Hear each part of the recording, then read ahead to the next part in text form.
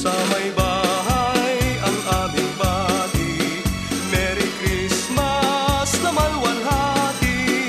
Ang pag-ibig ba't siyang nanghari, araw-araw ay magiging Paskong lagi. Ano ang pinagmula ng Christmas caroling?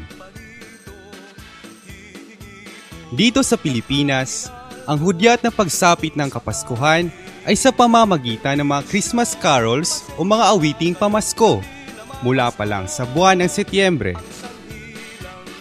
Ang tradisyong ito ay batay sa awit ng mga anghel sa kalangitan sa pagsilang kay Jesus.